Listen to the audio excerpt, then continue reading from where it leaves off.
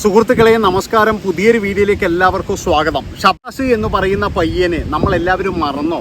താമരശ്ശേരിയിൽ നമുക്ക് എല്ലാവർക്കും അറിയാം, സഹപാഠികളുടെ അക്രമത്തിൽ കൊല ചെയ്യപ്പെട്ട ഷഹബാസ് എന്ന് പറയുന്ന പയ്യൻ. അപ്പോൾ ആ പയ്യനെ കൊലപ്പെടുത്തിയവരൊക്കെ എന്ന് പറഞ്ഞു കഴിഞ്ഞാൽ നല്ല രീതിയിൽ പരീക്ഷ എഴുതിയിട്ടുണ്ട്. അതുപോലെ തന്നെ എന്ന് പറഞ്ഞു കഴിഞ്ഞാൽ ഇപ്പോൾ ജയിലിലാണോ, ഇനി ജാമ്യം കിട്ടുമോ എന്ന് പോലും അറിയില്ല. അവരൊക്കെ എന്ന് പറഞ്ഞു കഴിഞ്ഞാൽ അവരുടെ വളരെ സന്തോഷകരമായിട്ടിരിക്കുമ്പോഴും ഈ ഷാസിൻ്റെ കുടുംബം, അതായത് അച്ഛനും അമ്മയും എന്ന് പറഞ്ഞു കഴിഞ്ഞാൽ അതിൽ നിന്നും ഇതുവരെ മോചിതനായിട്ടില്ല. എന്താണെന്ന് ചോദിച്ചു കഴിഞ്ഞാൽ ആ ഉമ്മ ഇപ്പോഴും എന്ന് പറഞ്ഞു കഴിഞ്ഞാൽ ആ ഒരു ട്രോമയിൽ തന്നെയാണ്. അവർക്ക് ഇപ്പോഴും എന്ന് പറഞ്ഞാൽ ശരിക്കും പറഞ്ഞു കഴിഞ്ഞാൽ ആ ജീവിതത്തിലേക്ക് തിരിച്ചെത്താൻ വേണ്ടി അവർക്ക് കഴിഞ്ഞിട്ടില്ല. കാരണം അവരുടെ മകൻ നഷ്ടപ്പെട്ടത് അവർക്കൊരു വലിയ വേദന തന്നെയാണ്. അതിലും വലിയ വേദനയാണ് ഈ മകൻ നഷ്ടപ്പെടാൻ കാരണമായ ആൾക്കാരെ സംരക്ഷിക്കുന്നതിന് വേണ്ടിയിട്ട് ഇവരെല്ലാവരും ചെയ്യുന്ന ചില കളികൾ. എന്താണെന്ന് വെച്ചാൽ അവരെ പരീക്ഷ എഴുതിച്ചേ അടങ്ങൂ എന്ന് വാശി പിടിച്ചിട്ട് ഒരു കൂട്ടം ആൾക്കാർ, അതായത് ഇത്രയും വലിയ ഒരു കുറ്റം ചെയ്ത ആൾക്കാരെ എന്തിനാണ് ഇവരൊക്കെ എന്ന് പറഞ്ഞാൽ പരീക്ഷ എഴുതിക്കാനും ഇതുപോലെ തന്നെ എന്ന് പറഞ്ഞു കഴിഞ്ഞാൽ ഇങ്ങനെ കൊണ്ട് നടക്കാനും മെനക്കെടുന്നത് എന്ന് എനിക്ക് മനസ്സിലാകുന്നില്ല. അതുകൊണ്ട് തന്നെ എന്ന് പറഞ്ഞാൽ ഈ ഷാസിൻ്റെ ഉമ്മയും ഉപ്പയും പറയുന്ന ഒരു കാര്യമുണ്ട്, ഞങ്ങൾക്ക് നീതി കിട്ടുമോ എന്നൊന്നും അറിയില്ല.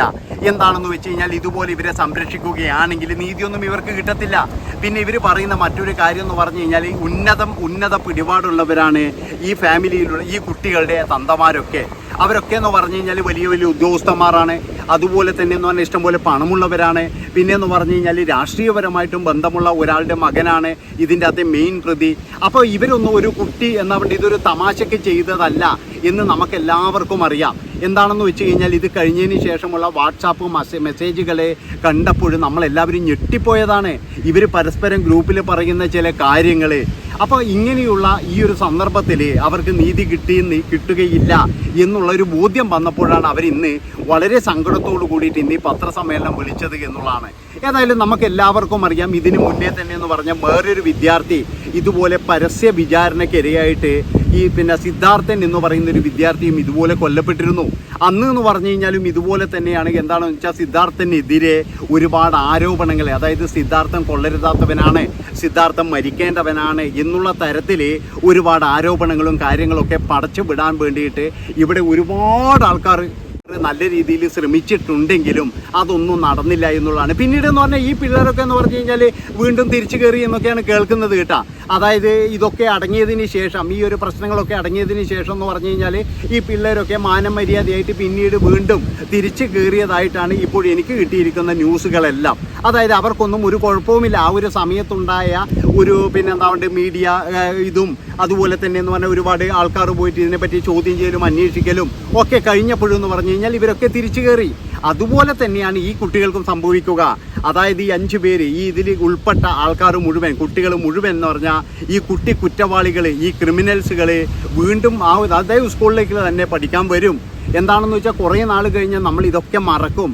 അതായത് നമ്മുടെ നാട് അങ്ങനെയാണ്. എന്താണെന്ന് വെച്ച് കഴിഞ്ഞാൽ ഇത്രയും വലിയൊരു കൊലപാതകം ചെയ്ത ആൾക്കാർക്ക് അവർക്ക് എല്ലാ സംരക്ഷണവും കാര്യങ്ങളും ഒക്കെ കൊടുക്കുകയാണ്. അപ്പോൾ ഈ സിദ്ധാർത്ഥൻ ഇങ്ങനെ മരിക്കേണ്ടവനാണ് എന്ന് മോശപ്പെട്ട ഒരുപാട് ആൾക്കാർ പറയുന്നുണ്ടായിരുന്നു. സിദ്ധാർത്ഥൻ ഇതുപോലെ മറ്റൊരു പെൺകുട്ടിയുമായിട്ട് ബന്ധമുണ്ട്, ആ പെൺകുട്ടിയുടെ എന്തോ പ്രശ്നത്തിലാണ് സിദ്ധാർത്ഥൻ ഇത് ചെയ്തത് എന്നൊക്കെ ഒരുപാട് ആൾക്കാർ പറയുന്നുണ്ടായിരുന്നു. അത് സിദ്ധാർത്ഥനെ കരിവാരിത്തേക്കാൻ വേണ്ടിയിട്ടാണ്. സിദ്ധാർത്ഥൻ എന്ന് പറയുന്ന ഒരു വ്യക്തി കൊല്ലപ്പെടേണ്ടവനാണ് എന്ന് ആക്കി തീർക്കാൻ വേണ്ടിയിട്ട്. അതുപോലെ തന്നെ ഷാസിനെ പറ്റിയിട്ടും ഷാസ് മരിച്ചതിന് ശേഷം എന്ന് പറഞ്ഞു കഴിഞ്ഞാൽ ഒരുപാട് ആൾക്കാർ വന്നിട്ട് ഷാസ് അങ്ങനെ ചെയ്യുന്നവനാണ്, അല്ലെങ്കിൽ ഷാസ് ഇങ്ങനെ ചെയ്യുന്നവനാണ്, ഷാസാണ് എല്ലാ പ്രശ്നങ്ങൾക്കും ഉത്തരവാദി എന്നുള്ള തരത്തിൽ ഒരുപാട് പേര് വന്നിട്ട് ഇതുപോലെ ഷാസിനെ മോശക്കാരനാക്കാനോ മറ്റുള്ള കുട്ടികളെയെല്ലാം വെളുപ്പിക്കാനുമായിട്ട് ഒരുപാട് കാര്യങ്ങളൊക്കെ ചെയ്തു. പക്ഷേ നല്ലവരായ പൊതുജനങ്ങളെ ഒരാൾ പോലും അത് ഏറ്റെടുത്തില്ല എന്നുള്ളതാണ്. അപ്പോൾ എനിക്ക് പറയാനുള്ളത് എന്താണെന്ന് വെച്ച് കഴിഞ്ഞാൽ സിദ്ധാർത്ഥൻ്റെ അച്ഛൻ്റെയും അമ്മയുടെയും അവസ്ഥ തന്നെയായിരിക്കും മിക്കവാറും ഈ ഷാസ് എന്ന് പറയുന്ന പയ്യൻ്റെയും വീട്ടുകാരുടെ അവസ്ഥ. കാരണം എന്താണെന്ന് വെച്ചാൽ നമ്മുടെ സമൂഹം അങ്ങനെയാണ്. ഈ നമ്മുടെ സമൂഹത്തിൽ എന്ന് പറഞ്ഞു കഴിഞ്ഞാൽ ഇതൊക്കെ എന്ന് പറഞ്ഞു കഴിഞ്ഞാൽ ഒരു ചെറിയൊരു കാര്യം, അതാണ് ഇവർക്കൊക്കെ. പക്ഷെ നിങ്ങളൊരു കാര്യം ആലോചിക്കേണ്ടത്, ഇങ്ങനെയുള്ള കുറ്റവാളികളെ, അതായത് ഈ പഠിക്കാൻ പോയ സ്ഥലത്ത് നിന്നും ഇങ്ങനെ തെണ്ടിത്തരം കാണിക്കുന്നവരെ ശരിക്കും പറഞ്ഞാൽ നല്ലൊരു ശിക്ഷ കൊടുത്തു കഴിഞ്ഞാൽ പിന്നെ ഒരുത്തം പോലും എന്ന് പറഞ്ഞു കഴിഞ്ഞാൽ ഇമാതിരി പണിക്ക് നിൽക്കത്തില്ല. ഇമാതിരി പോകൃത്തരത്തിന് നിൽക്കത്തില്ല. അതായത് ഓരോ ഹോസ്റ്റലുകളിലും അതുപോലെ തന്നെ സ്കൂളുകളിലൊക്കെ ഇപ്പോൾ എന്തൊക്കെയാണ് നടക്കുന്നത്, ഇതൊക്കെ എന്തുകൊണ്ടാണ് നടക്കുന്നതെന്ന് പറഞ്ഞു കഴിഞ്ഞാൽ നമുക്ക് കൃത്യമായിട്ട് നല്ല രീതിയിൽ ഭയപ്പെടുത്തുന്ന ഒരു ശിക്ഷ കൊടുക്കാൻ കഴിയുന്നില്ല. ഈ കുട്ടികൾ തന്നെ പറയുന്നൊരു കാര്യമുണ്ട്, അതായത് നമ്മളൊക്കെ വിദ്യാർത്ഥികളാണ്, അതുമാത്രവുമല്ല നമുക്കൊന്നും വലിയ ശിക്ഷയോ കാര്യങ്ങളോ ഒന്നും കിട്ടാനും പോകുന്നില്ല. അതുകൊണ്ട് തന്നെ എന്ന് പറഞ്ഞാൽ നിങ്ങൾ ഒന്നും കൊണ്ടും പേടിക്കേണ്ട ആവശ്യമില്ല എന്ന് ഈ വിദ്യാർത്ഥികൾ തന്നെ എന്ന് പറഞ്ഞു കഴിഞ്ഞാൽ ഇവരുടെ ഗ്രൂപ്പിൽ പറയുന്നത് നമ്മൾ കേട്ടതാണ്. നമ്മൾ ഇതൊക്കെ കേട്ട് ശരിക്കും പറഞ്ഞു കഴിഞ്ഞാൽ അന്തം വിട്ടിട്ടുണ്ട്. അപ്പോൾ ഇങ്ങനെ ഒരുപാട് പേര് എന്ന് പറഞ്ഞു കഴിഞ്ഞാൽ ഇപ്പോൾ ഇവർക്ക് നീതി കിട്ടുമോ എന്ന് ചോദിച്ചു വരുന്നുണ്ട്. പക്ഷേ എനിക്ക് പറയാനുള്ളത് ഇതാണ്, നമ്മുടെ സമൂഹം എന്ന് പറഞ്ഞു കഴിഞ്ഞാൽ ഇങ്ങനെയാണ്. നമ്മുടെ സമൂഹം മാറാൻ പോകുന്നില്ല. ഇപ്പോൾ കുറച്ച് ദിവസം മുമ്പ് എന്ന് പറഞ്ഞാൽ നമ്മൾ കേട്ട മറ്റൊരു വാർത്തയാണ്, ഇവരെ ഇതുപോലെ തന്നെ സ്കൂളിൽ കത്തിക്കുത്ത്, അതിലെന്ന് പറഞ്ഞു കഴിഞ്ഞാൽ 3-4 വിദ്യാർത്ഥികൾക്ക് കുത്തേറ്റിരിക്കുന്നത്. അപ്പോൾ ഇതുപോലെയുള്ള ക്രിമിനൽസുകളാണ് ഇപ്പോഴെന്ന് പറഞ്ഞു കഴിഞ്ഞാൽ സ്കൂളിലും അതുപോലെ കോളേജുകളിലും പിന്നെയെന്ന് പറഞ്ഞു കഴിഞ്ഞാൽ പിന്നെ ഈ ഹോസ്റ്റലിലൊക്കെ തങ്ങുന്നത് എന്നുള്ളതാണ്. ഇതൊരു വലിയ ഗൗരവമേറിയ സംഭവം തന്നെയാണ്. നമ്മളിത് നിസാരമായിട്ട് കണ്ടിട്ട് ഇത് വീണ്ടും ഇങ്ങനെ ആവർത്തിക്കുമ്പോൾ നമ്മൾ ആ ഒരു സമയത്ത് ഭയങ്കരമായിട്ട് ചർച്ചയും കാര്യങ്ങളൊക്കെ വെക്കും, ചർച്ചകൾ വെക്കും. ഇനി ഇതുപോലെ സംഭവം ഉണ്ടാക്കാൻ പാടില്ല എന്നൊക്കെ പറഞ്ഞാലും കുറച്ച് മാസം കഴിയുമ്പോൾ നമ്മൾ ഇതൊക്കെ മറക്കും. അടുത്ത സംഭവം വരുമ്പോൾ പിന്നെ അതായി പിന്നീട് ചർച്ച. ഇപ്പോൾ ഈ ഷാസ് എന്ന് പറയുന്ന ആ ഒരു പയ്യൻ്റെ മരണശേഷം നമ്മളെല്ലാവരും എന്ന് പറഞ്ഞു കഴിഞ്ഞാൽ ഈ ഒരു പിന്നെ പയ്യൻ്റെ ആ ഒരു നീതിക്ക് വേണ്ടിയിട്ടുള്ള പോരാട്ടത്തിലായിരുന്നു. പിന്നീട് എന്ന് പറഞ്ഞു കഴിഞ്ഞാൽ കുറേ ദിവസം കഴിഞ്ഞപ്പോൾ ഈ ചർച്ച തണുത്തു. അതുപോലെ തന്നെ അവരെ പരീക്ഷ എഴുതിക്കത്തില്ല എന്ന് പറഞ്ഞിട്ട് സമരങ്ങൾ നടത്തിയിട്ടുണ്ട്. പക്ഷേ കുറേ നാൾ കഴിഞ്ഞപ്പോൾ ഈ സമരത്തിൻ്റെ ഗതി എന്തായി, അതും ഒരു പ്രത്യേക രീതിയിലേക്ക് പോയി എന്നുള്ളതാണ്. അപ്പോൾ ഇതൊക്കെയാണ് നമ്മുടെ നാട്ടിൽ ഇപ്പോഴും നടന്നുകൊണ്ടിരിക്കുന്നത്.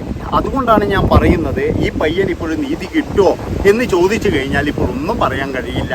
എന്താണെന്ന് വെച്ചാൽ കുറേ നാൾ കഴിഞ്ഞാൽ ഇവന്മാരൊക്കെ എന്ന് പറഞ്ഞാൽ നല്ല സുഖസുന്ദരമായിട്ട് വെളിയിൽ വരികയും ചെയ്യും, അതുപോലെ തന്നെ നല്ല ജോലികൾ നേടും. ഇല്ലെങ്കിൽ എന്ന് പറഞ്ഞു കഴിഞ്ഞാൽ ഏതെങ്കിലും ഒരു രാഷ്ട്രീയ പാർട്ടിയിലേക്ക് പോകും. കാരണം എന്താണെന്ന് വെച്ചാൽ ഇങ്ങനെയുള്ള ആൾക്കൊക്കെ എന്ന് പറഞ്ഞാൽ ഈ രാഷ്ട്രീയ പാർട്ടിയിലൊക്കെ നല്ല പിടിപാടും കാര്യങ്ങളൊക്കെ കിട്ടും. എന്താ വെച്ചാൽ ഇവരൊക്കെ എന്ന് പറഞ്ഞു കഴിഞ്ഞാൽ അവർക്കൊക്കെ വേണ്ടപ്പെട്ടവരാകും എന്നുള്ളതാണ്. അപ്പോൾ എനിക്ക് ശരിക്കും പറഞ്ഞ ഇന്ന് അഷ്റാസിൻ്റെ ഉമ്മയെയും ഉപ്പയെയും കണ്ടപ്പോൾ ഒരുപാട് വിഷമം തോന്നി. അതായത് ഒരു മകൻ നഷ്ടപ്പെട്ട ഉമ്മയെയും ഉപ്പയെയും ഒരാൾ പോലും ചേർത്ത് നിർത്തുന്നില്ലല്ലോ. നിങ്ങൾക്ക് നീതി വാങ്ങിച്ച് തരും എന്ന് പറഞ്ഞിട്ട് ഒരാൾ പോലും പോകുന്നില്ലല്ലോ. ആ കുട്ടികളെ പരീക്ഷയെങ്കിലും എഴുതാൻ വിടാതെ ഈ ഒരു അധ്യയന വർഷം അവരെ മാറ്റി നിർത്തിയിട്ടുണ്ടെങ്കിൽ അതിലെന്ന് പറഞ്ഞ ഒരു വലിയൊരു സന്തോഷമുണ്ടായേനെ. പക്ഷെ അതുപോലും ചെയ്തില്ല. തൻ്റെ മകനെ പരലോകത്തേക്ക് അയച്ച ആ ഒരു നികൃഷ്ട ജീവികളെ എല്ലാത്തിനെയും വളരെയധികം പ്രൊട്ടക്ഷനോട് കൂടിയിട്ട് കൊണ്ടുവന്ന് പരീക്ഷ എഴുതിച്ചപ്പോഴേ ഈ അച്ഛൻ്റെയും അമ്മയുടെയും ഹൃദയം അത്രമാത്രം വേദനിച്ചിട്ടുണ്ടാകും. അതുകൊണ്ട് തന്നെയാണ് അവർ പറയുന്നത്, ഇതിലെന്ന് പറഞ്ഞാൽ വലിയ ആൾക്കാരും ഉൾപ്പെട്ടിട്ടുണ്ട്, അവന്മാരെയും പിടികൂടണം, അവരുടെയൊക്കെ നേതൃത്വം ഉണ്ടാകും എന്നുള്ളതിൽ യാതൊരു സംശയവുമില്ല. അതായത് ഈ തന്ത ക്രിമിനലായി കഴിഞ്ഞാൽ സ്വാഭാവികമായിട്ടും മക്കളും അതുപോലെ തന്നെ ആയിരിക്കുമല്ലോ.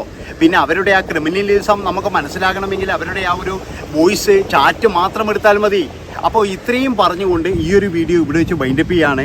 എനിക്ക് പറയാനുള്ളത്, ഇനിയൊരു സിദ്ധാർത്ഥനോ ഇല്ലെങ്കിൽ ഇനിയൊരു ഷഹബാസോ ഇനി നമ്മുടെ ക്യാമ്പസുകളിലോ ഇല്ലെങ്കിൽ സ്കൂളുകളിലോ ഉണ്ടാകരുത് എന്നാണ് എനിക്ക് പറയാനുള്ളത്. ഇത്രയും പറഞ്ഞുകൊണ്ട് ഈ ഒരു വീഡിയോ ഇവിടെ വെച്ച് വൈൻഡപ്പ് ചെയ്യാണ്. ഇഷ്ടപ്പെട്ട് കഴിഞ്ഞാൽ എല്ലാവരും ചാനൽ സബ്സ്ക്രൈബ് ചെയ്ത് കൂടെ കൂടിക്കോ. നന്ദി, നമസ്കാരം.